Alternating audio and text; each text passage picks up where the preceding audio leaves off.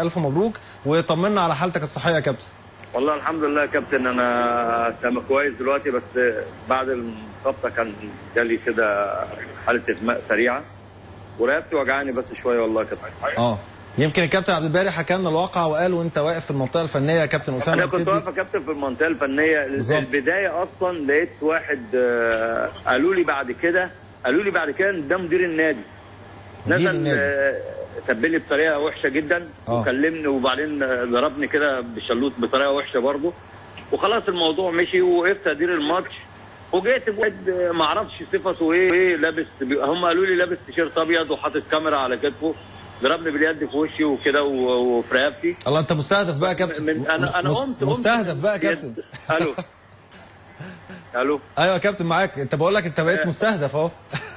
ايه؟ مستهدف، كله عايز ينزل. بقيت مستهدف يا كابتن هيثم، وانا عمري ما حصل لي في حياتي موقف زي ده ابدا. رحت جربت وكل حاجه، عمري ما حصل لي موقف زي ده في حياتي. هو ساعات بتلاقي كده بعض الاشخاص بعض الهورين يا كابتن اسامه، وده طبعا ديش انطباع عن سلوكيات جمهور بعيد طبعا.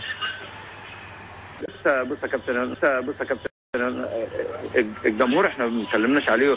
هو انا بتكلم على الراجل اللي نزل اصلا بالظبط اللي هو اسمه اللي هو محسن شتا، نزل اصلا من المقصوره عشان يجي لي المنطقه الفنيه. ده كلام ما قلت له يضربني بالطريقه ديت ويتكلم بطريقه بذيئه ويشتم وكده.